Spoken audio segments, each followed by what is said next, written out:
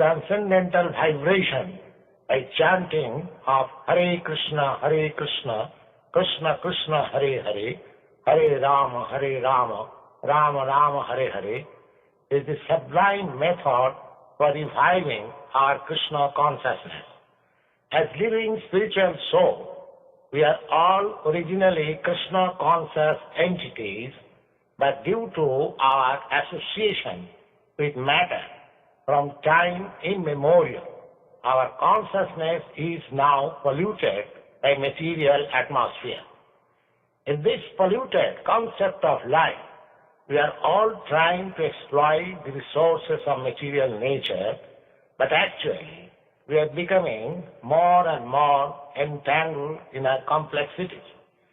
This illusion is called Maya, or hard struggle for existence, for winning over the stringent laws of material nature. This illusory struggle against material nature can at once be stopped by revival of our Krishna consciousness. Krishna consciousness is not an artificial imposition on the mind. This consciousness is the original energy of living entity. When we hear the transcendental vibration, this consciousness is revived, and the process is recommended by authorities for this age. By practical experience also, we can perceive that by chanting this Maha Mantra or the great chanting for deliverance, one can at once feel transcendental ecstasy from the spiritual status. When one is factually on the plane of spiritual understanding, surpassing the stages of sense, mind and intelligence, one is situated on transcendental plane. This chanting of Hare Krishna, Krishna Krishna, Hare Hare, Hare Rama, Rama Rama, Hare Hare, is directly enacted from the spiritual platform, surpassing all lower status of consciousness, namely sensual, mental and intellectual.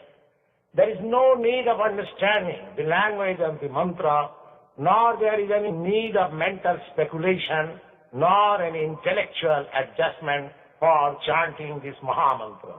It springs automatically from the spiritual platform, and as such, anyone can take part in this transcendental sound vibration without any previous qualification and dance in ecstasy. We have seen it practically. Even a child can take part in the chanting, or even a dog can take part in it. The chanting should be heard from the lips of a pure devotee of the Lord, so that immediate effect can be achieved. As far as possible, chanting from the lips of non-devotee should be avoided, as much as milk touched by the lips of a serpent causes poisonous effect. The word Hara is a form of addressing the energy of the Lord. Both Krishna and Rama are form of addressing directly the Lord, and they mean the highest pleasure eternal. Hara is the supreme pleasure potency of the Lord. This potency, when addressed as Hare, helps us in reaching the supreme Lord. The material energy called as Maya is also one of the multi-potencies of the Lord, as much as we are also marginal potency of the Lord. The living entities are described as superior energy than matter. When the superior energy is in contact with the inferior energy, it becomes an incompatible situation. But when the supreme marginal potency is in contact with spiritual potency, Hara, it becomes the happy, normal condition of living entity. The three words, namely Hara, Krishna and Rama, are transcendental seeds of the Mahamantra, and the chanting is spiritual call for the Lord and his internal energy, Hara, for giving protection to the conditioned soul. The chanting is exactly like genuine cry by the child for Mother.